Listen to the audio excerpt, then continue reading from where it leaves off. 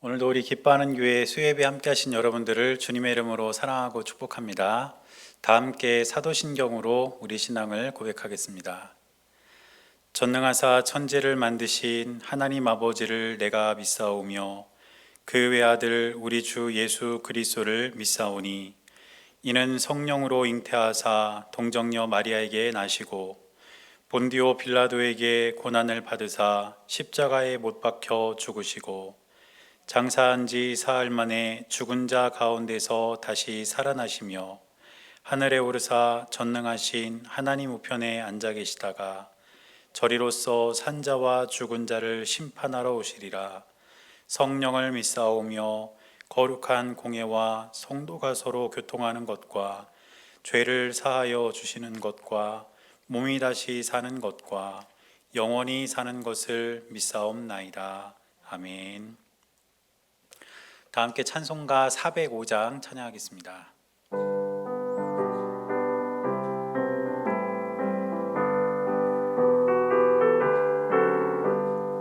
주의 친절한 팔에 안기세 우리 마음이 평안하리니 항상 기쁘고 복이 되겠네. 영원하신 팔에 안기세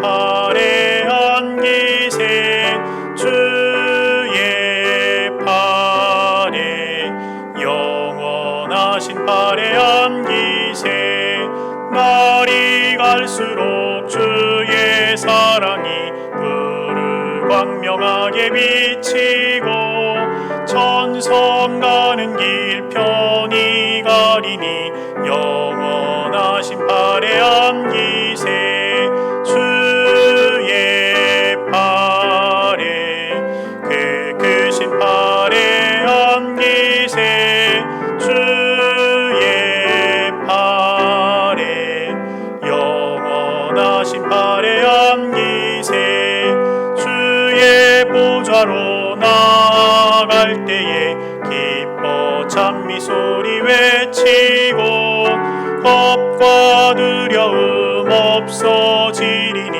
영원하신 팔에 안기세 주의 팔에 그 크신 팔에 안기세 주의 팔에 영원하신 팔에 안기세. 이 시간에는 합심해서 함께 기도하겠습니다. 먼저 오늘 예배와 우리 교회를 위해서 기도하겠습니다. 계속해서 비대면 예배로 우리가 예배를 드리고 있는데 그럼에도 불구하고 오늘 이 예배가 하나님께 드려지는 영과 진리로 드리는 예배가 될 수 있기를 우리가 함께 기도했으면 좋겠습니다. 그리고 우리 교회가 이 지역에 꼭 필요한 교회, 하나님의 뜻을 이 땅 가운데 전하는 그런 교회가 될 수 있기를 함께 기도해 주시고, 두 번째로는 우리 나라와 세계를 위해서 기도하겠습니다. 여전히 코로나 바이러스 때문에 많은 사람들이 큰 고통 중에 있습니다. 하나님께서 이 고통의 시기를 속히 지나가게 해주시기를 우리가 함께 기도하고, 세 번째로 여러분들 기도의 제목을 가지고 함께 기도하겠습니다. 다 함께 기도하시겠습니다.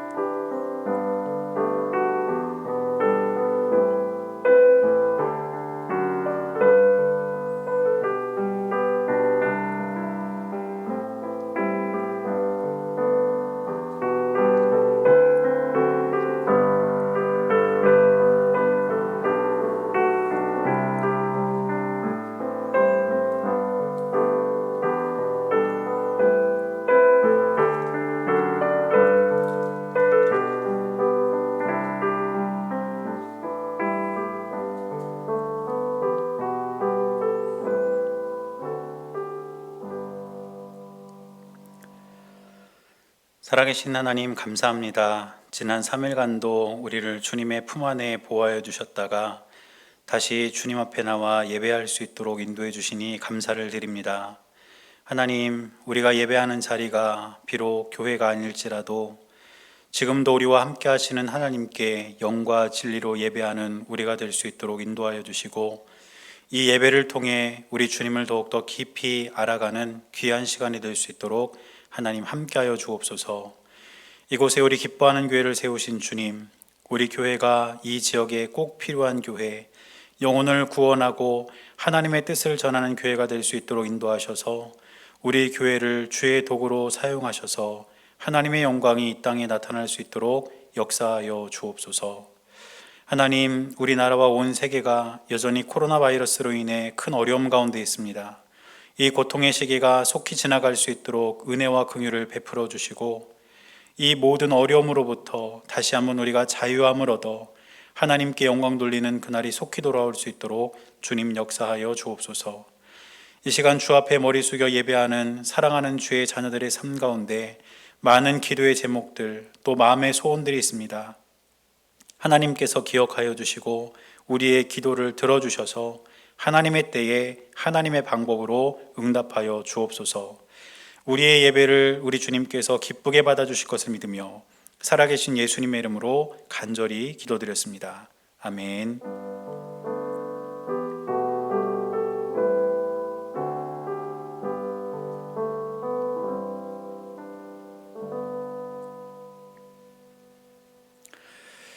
오늘 우리에게 주시는 하나님의 말씀은 구약성경 시편 70편 1절에서 5절까지 말씀입니다. 구약성경 시편 70편 1절에서 5절까지 말씀입니다. 제가 말씀을 봉독할 때에 여러분도 함께 말씀을 보시기 바랍니다.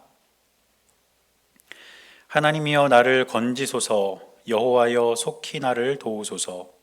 나의 영혼을 찾는 자들이 수치와 무한을 당하게 하시며 나의 상함을 기뻐하는 자들이 뒤로 물러가 수모를 당하게 하소서. 아하 아하 하는 자들이 자기 수치로 말미암아 뒤로 물러가게 하소서. 주를 찾는 모든 자들이 주로 말미암아 기뻐하고 즐거워하게 하시며 주의 구원을 사랑하는 자들이 항상 말하기를 하나님은 위대하다 하게 하소서. 나는 가난하고 궁핍하오니 하나님이여 속히 내게 임하소서. 주는 나의 도움이시요 나를 건지시는 이시오니 여호와여 지체하지 마소서. 아멘. 오늘도 살아계신 하나님의 은혜가 여러분들의 삶 가운데 함께 하시기를 주님의 이름으로 간절히 축원합니다. 우리 옆에 함께 예배드리시는 분들 계시면 우리 한번 인사하겠습니다. 하나님께서 우리와 함께 하십니다. 인사하겠습니다. 시작. 하나님께서 우리와 함께 하십니다. 코로나 확진자 수가 좀처럼 내려가지 않고 있습니다. 계속해서 1000명대를 유지하다가 이제 또 2000명이 또 넘었는데 이 고통의 시기가 언제 종식될 수 있을지 우리는 정확히 알 수는 없지만 분명한 것은 하나님께서 이 상황을 그대로 두시지는 않을 것이라는 겁니다. 그러므로 저와 여러분들이 믿음과 기대를 가지고 우리 하나님의 긍휼과 은혜를 구하면서 하루하루 주 안에서 승리하는 저와 여러분들이 될 수 있기를 주님의 이름으로 간절히 축원합니다. 오늘 우리가 시편 70편 말씀을 함께 읽었는데 오늘 우리가 읽은 시편 70편은 시편 40편에 있는 그 내용과 일부분 겹쳐지는 그런 내용이 있습니다. 더 정확히 말하면 시편 40편 13절부터 17절까지 내용이 오늘 시편 70편에 나오는 내용과 거의 동일합니다. 시편 40편은 1절부터 17절까지 있는데 그 시편 40편의 마지막 부분, 그러니까 시편 40편의 13절부터 17절까지 그 내용이 오늘 시편 70편 한 편의 시로 그렇게 다시 등장하고 있는 것을 보게 됩니다. 그러면 왜 시편 70편은 시편 40편에서 일부분이 따로 떨어져서 이렇게 나왔겠습니까? 그 이유를 우리는 오늘 시의 표제어에서 찾아볼 수가 있습니다. 오늘 우리가 읽은 시편 70편의 표제어를 보면 이렇게 기록되어 있습니다. 다윗의 시로 기념식에서 인도자를 따라 부르는 노래, 이렇게 되어 있는데 여기서 말하는 기념식은 두 가지로 이해할 수가 있습니다.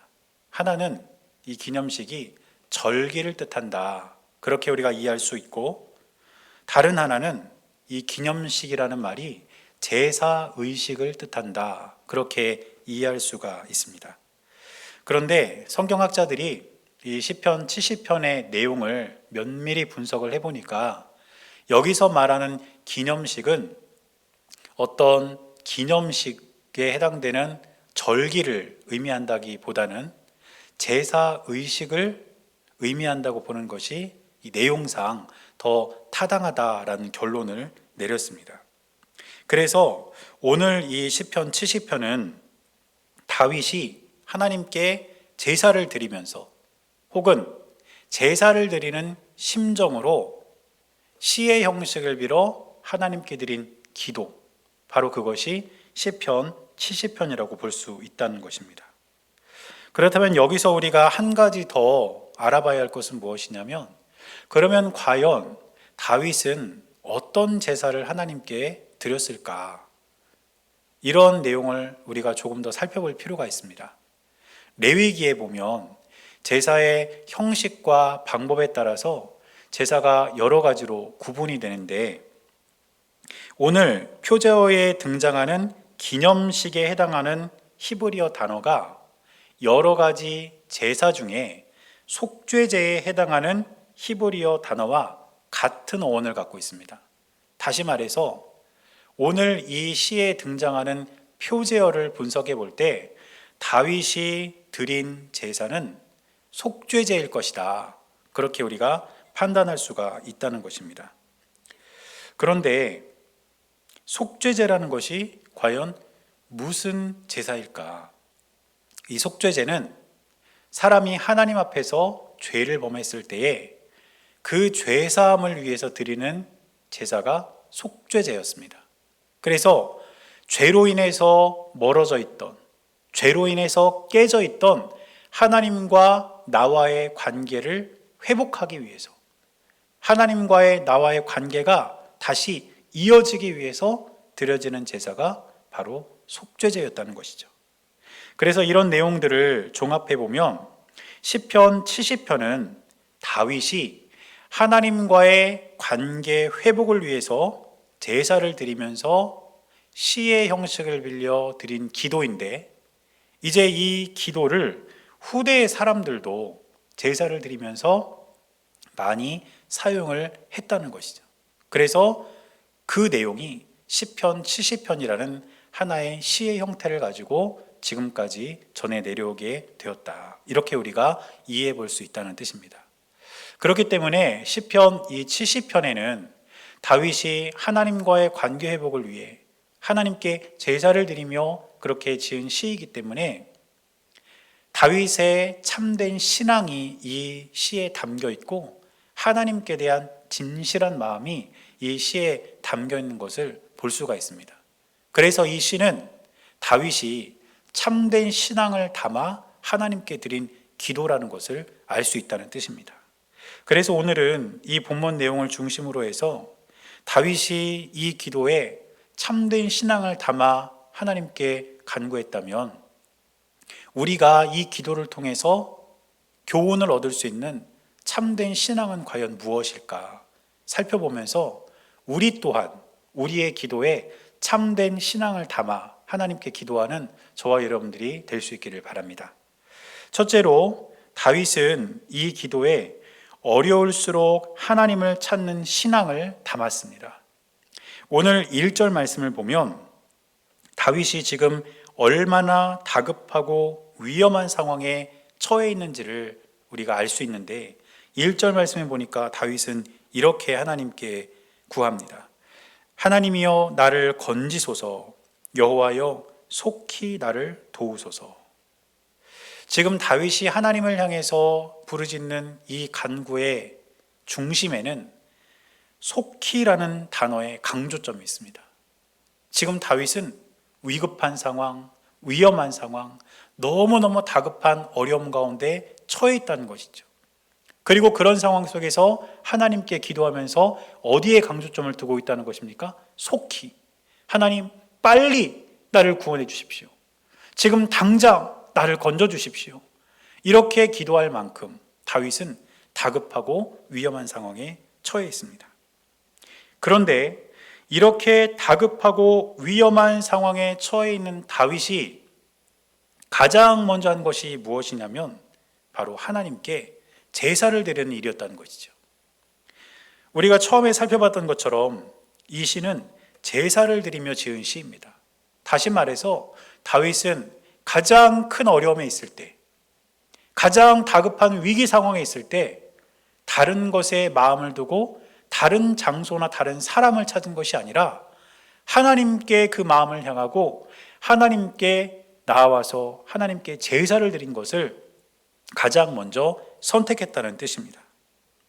이처럼 다윗은 자신이 가장 위험한 상황에 노출되어 있을 때 다른 곳으로 눈을 돌리지 않았습니다. 다윗의 시선이 머문 곳은 하나님이었고 다윗이 한 행동은 하나님께 제사를 드리는 것이었습니다. 사실 다윗뿐 아니라 우리가 성경을 읽다 보면 성경에 등장하는 수많은 사람들이 너무너무 위급하고 다급한 위험에 노출되는 것을 우리가 보게 됩니다. 그런데 그렇게 사람들이 다윗과 같이 다급하고 위험한 상황에 처할 때 가장 먼저 하나님께 눈을 돌리고 하나님을 그 마음에 두면 그 사람은 형통할 수 있지만 하나님을 향하지 않고 세상을 향하거나 자기 자신을 의지하는 순간 그 사람은 실패의 길로 걸어가는 것을 우리는 성경을 통해 수도 없이 볼 수 있다는 것을 기억하시기를 바랍니다. 그러므로 다윗이 어려울수록 하나님을 찾고 하나님께 드리는 제사를 통해 하나님께 나아가는 이 신앙, 바로 이 마음을 저와 여러분들의 기도에도 담아야 될 줄로 믿습니다. 그런데 다윗이 드린 제사, 이것을 지금 우리식으로 말하면 예배라고 할 수 있습니다. 물론 제사를 예배와 모든 면에서 완전히 일치시킬 수는 없습니다. 그러나 그 정신만 놓고 볼 때 제사가 가장 잘 구현된 우리 신앙의 형태가 있다면 그게 바로 예배라는 것입니다. 그렇기 때문에 우리 또한 어려울 때일수록 예배를 통해 하나님을 찾는 신앙이 회복되어야 될 줄로 믿습니다. 예배를 통해 하나님을 찾고 예배를 통해 하나님을 만나고 예배를 통해 우리의 믿음이 견고해질 때 저와 여러분들의 삶은 하나님의 은혜로 채워지는 삶이 될 수 있다는 것을 잊지 마시기를 축복합니다. 그런데 이 시대는 어찌 보면 예배의 위기의 시대라고 볼 수 있을 정도로 예배에 대한 중요성, 예배에 대한 강조가 많이 사라지는 시대인 것 같습니다. 그리고 예배 자체에도 주객이 전도된 예배를 통해서 우리가 하나님을 경험하고 하나님이 주인된 예배를 찾기보다 내가 만족이 되고 내가 편하게 드릴 수 있는 예배를 찾는 경향이 훨씬 더 많이 있는 것을 보게 됩니다. 제가 얼마 전에 우리나라 신앙인들의 어떤 신앙 실태에 대한 그런 설문조사를 본 적이 있는데 사람들이 교회를 선택할 때 많은 사람들이 그 교회에 대해서 얼마나 많은 편의시설이 갖추어져 있느냐, 얼마나 많은 것들을 누릴 수가 있느냐, 이런 것들을 보고 교회를 선택한다는 그런 설문조사 결과를 본 적이 있습니다. 화려한 찬양팀이 있는 교회, 다양한 악기를 통해서 찬양을 시작하는 그런 교회, 웅장한 성가대가 있는 교회, 달변에 설교자가 있는 교회, 그런 교회들을 사람들이 찾아다닌다는 것이죠. 그리고 그 예배를 통해서 그들은 예배를 드렸다고 생각하고 예배에 대한 만족감을 느낀다는 것입니다. 그런데 여러분, 만약에 찬양팀에 악기가 다 빠져버리고 성가대는 아예 없고 설교자는 말을 더듬더듬 전하고 만약에 그런 상황에서 예배를 드린다면 그 예배가 하나님께 드린 예배가 아니라고 말할 수 있겠습니까?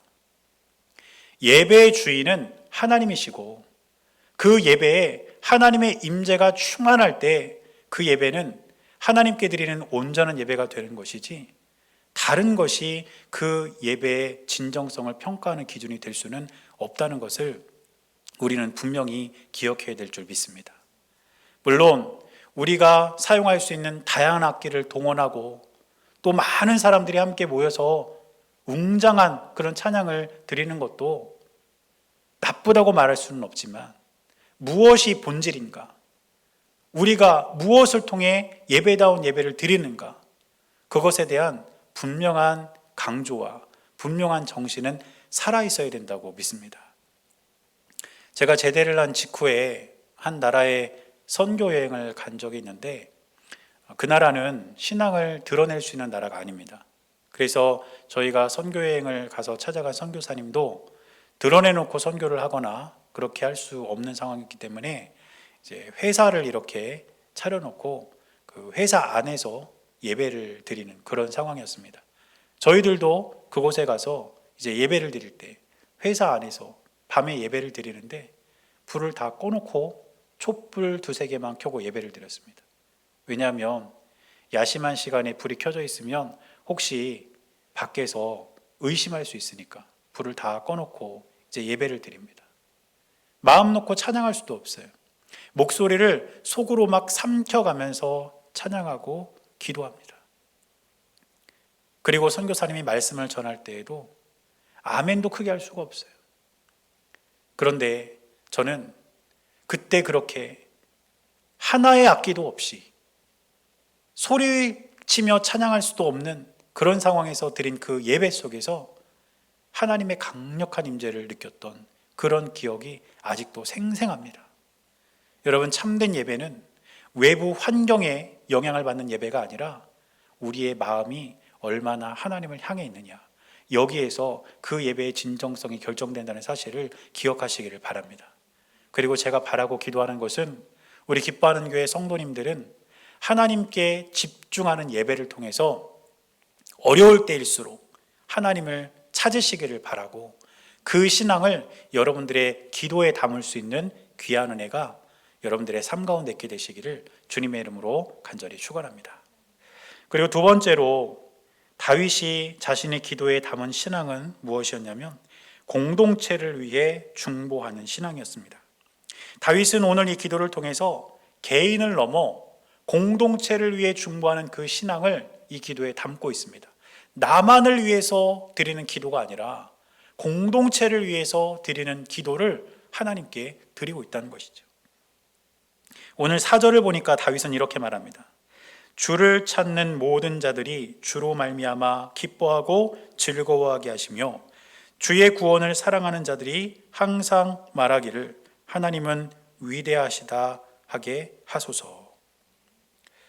이 말씀에서 우리가 알 수 있는 것처럼 처음에는 다윗이 자신을 위해서 하나님께 기도를 드렸지만 이제 다윗은 주를 찾는 모든 자들, 주의 구원을 사랑하는 모든 자들, 그 자들을 위해서, 공동체를 위해서 기도하고 있는 것을 볼 수 있다는 것이죠. 말씀을 보면 주를 찾는 모든 자들이 주로 말미암아 기뻐하고 즐거워하게 해달라. 이 고백은 무엇일까요? 공동체의 기도에 응답해달라는 간구입니다. 하나님, 나뿐 아니라 우리 공동체도, 다른 사람들도 하나님께 기도하는 기도의 제목이 있습니다. 하나님, 그들의 기도에도 응답해 주십시오. 그들의 간구도 하나님 들어주십시오. 내 기도뿐 아니라 우리의 기도를 하나님 들어주십시오. 이렇게 공동체를 위해서 기도하고 있는 것이죠. 또 주의 구원을 사랑하는 자들이 하나님은 위대한 분이라 말할 수 있게 해달라. 이것은 공동체가 함께 하나님을 찬양하게 해달라는 그런 간구입니다. 자신만 하나님을 찬양하는 것이 아니라 우리 공동체 각 개인이 어디에서 무엇을 하든지 그 자리에서 항상 하나님을 찬양하는 삶을 살게 해달라는 다윗의 고백이 이 내용에 녹아 있다는 것입니다. 이처럼 다윗은 개인의 기도를 넘어 공동체의 기도를 드림으로써 공동체를 위해 중보하는 신앙을 자신의 기도에 담고 있습니다. 이처럼 다윗이 공동체에 대한 중요성을 알고 있었기 때문에 공동체를 위해 기도하고 있는데, 사실 이 공동체는 성경에서 많이 강조되는 그런 개념입니다. 하나님께서는 아담을 지으신 직후에 하와를 지으셨습니다. 그래서 하나님은 직접 가정 공동체를 만드셨죠. 그리고 또 하나님께서는 이스라엘 백성들을 애굽에서 구출해 내실 때 이스라엘 백성 공동체를 함께 애굽에서 끄집어 내신 겁니다. 한 사람 한 사람이 아니라 공동체 전체를 출애굽시킴으로써 그 공동체가 하나님께서 선택하시고 마땅히 하나님만 섬겨야 할 그런 사람들로 하나님께서 삼으셨다는 것입니다. 또 예수님은 12명의 제자 공동체를 만드셔서 그들에게 하나님 나라의 비밀을 전하셨고, 이 제자들은 나중에 복음을 전하면서 교회 공동체를 세워나갔습니다. 이처럼 공동체는 성경 안에서도 굉장히 중요하게 다뤄지는 개념이고, 그렇기 때문에 우리 또한 다윗의 본을 받아서 공동체를 위한 기도를 우리의 기도에 녹여내야 된다는 사실을 꼭 기억하시기를 바랍니다. 저와 여러분들의 삶을 이렇게 돌아보시면 아마 우리가 많은 공동체에 속해 있다는 것을 어렵지 않게 발견하실 수가 있을 겁니다. 여러분들도 가까운 지인들과 함께 이렇게 모임을 갖는다면 그것이 여러분들의 하나의 공동체가 되는 것이죠. 또 학생들은 학교가 공동체가 되는 것이고, 또 직장에 다니시는 분들은 직장이 공동체가 되는 것입니다. 가정도 그렇고 교회도 그렇고 우리는 참 많은 공동체 안에서 살아가고 있는 그런 존재들입니다. 이처럼 우리가 소속된 공동체가 참 많이 있지만 저는 가장 중요한 공동체 2개를 꼽으라면 가정과 교회를 꼽고 싶습니다. 그리고 가정이라는 공동체와 교회라는 공동체는 두 공동체가 함께 동일한 중요성을 가지고 세워가야 하는 공동체임을 저와 여러분들은 꼭 기억할 수 있기를 바랍니다. 목사님들마다 이 교회와 가정, 이 두 공동체에 강조점을 두는 그런 어떤 중요도를 두는 범위가 좀 다를 수는 있지만 저는 가정과 교회는 함께 가야 된다고 믿습니다.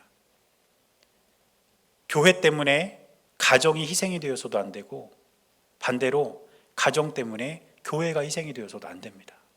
가정과 교회는 함께 성장하고 함께 세워져 가야 할 공동체임을 저와 여러분들은 꼭 기억할 수 있기를 바랍니다. 그리고 그렇다면 우리는 가정을 위해서, 교회를 위해서 기도를 멈추지 말아야 합니다. 여러분 가정을 위해서, 여러분 가족들을 위해서 끊임없이 기도하시기를 축복합니다. 더불어 우리 교회를 위해서, 우리 교회 한 분 한 분 지체를 위해서 여러분 기도해 주시기를 바랍니다. 우리가 개인을 넘어 공동체를 위한 기도를 우리 기도에 담고 하나님께 간구할 때 바로 그 신앙이 참된 신앙이며 하나님이 기뻐하시는 마음이라는 사실을 기억하시고, 이처럼 공동체를 위해 중보하는 신앙을 우리 기도에 담는 저와 여러분들이 될 수 있기를 주님의 이름으로 간절히 축원합니다.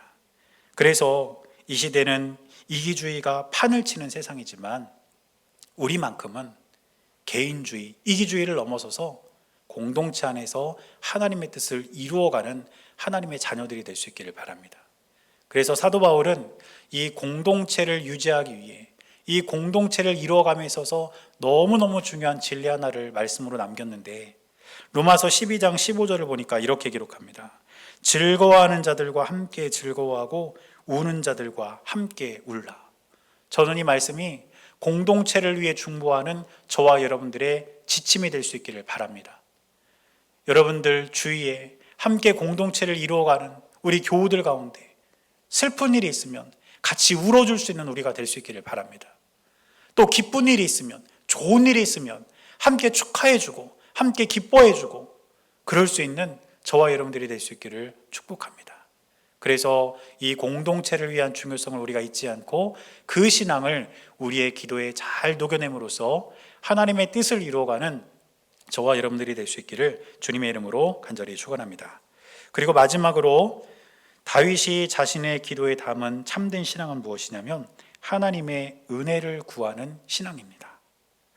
오늘 5절 말씀을 보니까 다윗은 하나님께 자신은 가난하고 궁핍하다 이렇게 고백하면서 자신의 연약함을 하나님 앞에서 고백하고 있습니다. 말씀을 보니까 이렇게 기록합니다. 나는 가난하고 궁핍하오니 하나님이여 속히 내게 임하소서. 주는 나의 도움이시요 나를 건지시는 이시오니 여호와여 지체하지 마소서. 다윗은 지금 자신이 가난하고 궁핍하다 이렇게 하나님께 고백하고 있는데, 이 가난과 궁핍은 구약 성경에서 가장 비천한 사람들을 상징하는 말이었습니다. 따라서 가난하고 궁핍한 사람은 다른 사람들의 도움, 다시 말해서 다른 사람들이 베풀어주는 은혜가 없으면 한순간도 살아갈 수 없는 사람들이 바로 가난하고 궁핍한 사람들이었습니다. 그러므로 이들은 항상 다른 사람들의 은혜를 구해야 했고 그들이 베풀어주는 은혜로 살아갔던 그런 사람들이었다는 것이죠. 따라서 지금 다윗이 자신이 가난하고 궁핍하다고 하나님께 고백하는 것은 말 그대로 정말 자신이 가난에 처해 있고 궁핍하기 때문만이 아니라 하나님의 은혜를 구하는 다윗의 태도를 의미한다고 볼 수 있다는 것입니다. 지금 다윗이 구하는 것, 하나님께 자신의 연약함을 솔직하게 고백하며 지금 다윗이 하나님께 간구하는 것은, 하나님, 나에게는 하나님의 은혜가 필요합니다. 하나님의 은혜가 아니면 나는 한순간도 살아갈 수 없는 사람입니다. 그러므로 하나님, 나에게 은혜를 주십시오. 내 삶에 은혜를 베풀어 주십시오. 이렇게 그 신앙을 자신의 기도에 담아내고 있는 것입니다. 사랑하는 여러분, 저와 여러분들도 다윗과 같지 않습니까? 사실 우리가 이 세상을 살아가면서 아무리 많은 것을 갖고 있고 많은 것을 누리고 있다 할지라도 하나님의 은혜가 아니면 한순간도 살아갈 수 없는 것이 저와 여러분들의 삶이라는 것을 잊지 마셔야 합니다. 그러므로 저와 여러분들은 언제나 하나님께 은혜를 구해야 하고 모든 것이 하나님의 은혜라는 믿음의 고백을 통해 하루하루를 살아가야 된다는 사실을 꼭 기억하시기를 바랍니다. 그러므로 저와 여러분들도 오늘 다윗의 고백처럼 하나님의 은혜를 구하는 신앙을 우리 기도에 담아야 할 것이고, 그렇게 하나님의 은혜를 구할 때 우리는 그 은혜로 말미암아 하루하루를 살아가게 될 줄 믿습니다. 바로 이 기도가 저와 여러분들의 기도가 될 수 있기를 주님의 이름으로 간절히 축원합니다. 우리가 이처럼 다윗이 참된 신앙을 어떻게 자신의 기도에 담았는지 몇 가지를 좀 살펴봤는데, 사실 기도에 관해서 얼마나 많이 기도하느냐보다 중요한 것은 내가 어떻게 무엇을 기도하느냐, 여기에 달려 있습니다. 하루에 2시간을 기도하고 3시간을 기도해도 그 기도가 하나님께 대한 참된 신앙을 담고 있지 못하고 내 이기적 욕망이 담겨 있다거나 하나님의 뜻과 반대되는 내용을 담고 있다면 아무리 많이 기도해도 그 기도는 울리는 꽹과리 같은 기도가 될 수밖에 없습니다. 그러나 나에게 주어진 시간 속에서 비록 짧은 시간 기도할 수밖에 없다 할지라도 나에게 주어진 환경과 조건 속에서 내가 최선을 다해 기도하며 참된 신앙을 그 기도에 담아 하나님께 기도한다면, 하나님의 뜻에 합한 기도를 우리가 드릴 수 있다면 그 기도는 하나님께서 들으시는 기도가 될 수 있을 줄로 믿습니다. 그러므로 저와 여러분들은 오늘 다윗이 하나님께 담아드렸던 기도처럼 어려울수록 하나님을 찾는 신앙을 우리가 우리 기도에 담기를 바라고, 공동체를 위해 중보하는 신앙을 저와 여러분들의 기도에 담아 하나님께 간구하기를 바랍니다. 그리고 모든 것이 하나님의 은혜임을 고백하며 그 은혜를 구하는 신앙을 우리의 기도에 담아서 하나님께 기도하는 저와 여러분들이 될 수 있기를 주님의 이름으로 간절히 축원합니다. 그래서 우리가 드리는 그 기도를 통해 하나님께서 주시는 힘과 용기와 담대함으로 하루하루를 승리하며 살아가는 귀하고 복된 은혜가 저와 여러분들 모두의 삶에 있게 되시기를 주님의 이름으로 간절히 축원합니다. 기도하겠습니다. 사랑하는 주님, 우리가 얼마나 기도하느냐보다 무엇을 기도하느냐가 더 중요하다는 사실을 잊지 않게 하시고 우리는 참된 신앙을 우리의 기도에 담아 드릴 수 있는 주님의 귀한 자녀들이 될 수 있도록 은혜를 내려 주옵소서. 무엇보다 어려울 때일수록 예배를 통해 하나님을 찾게 하시고 나뿐만을 위한 것이 아니라 공동체를 위해 중보하는 신앙을 담게 하시며 하나님의 은혜를 늘 구하는 신앙을 우리 기도에 담게 하셔서 하나님의 은혜와 사랑 가운데 날마다 믿음으로 승리하는 우리 모두가 될 수 있도록 역사하여 주옵소서.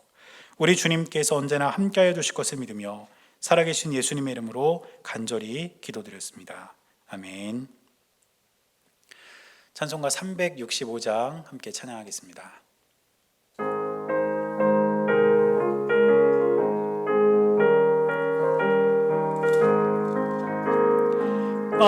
마음속에 근심 있는 사람 주 예수 앞에 아뢰어라. 슬픈 마음 있을 때에라도 주 예수께 아뢰라. 주 예수 앞에 아뢰어라. 주리의 친구니 무엇이나 근심하지 말고 주 예수께 아뢰라. 눈물 나며 깊은 한숨 쉴 때 주 예수 앞에 아뢰어라. 은밀한 죄 내게 있더라도 주 예수께 아뢰라. 주 예수 앞에 아뢰어라. 주리의 친구니 무엇이나 근심하지 말고 주 예수께 아뢰라. 괴로움과 두려움 있을 때 주 예수 앞에 아뢰어라. 내일 일을 염려하지 말고 주 예수께 아뢰라.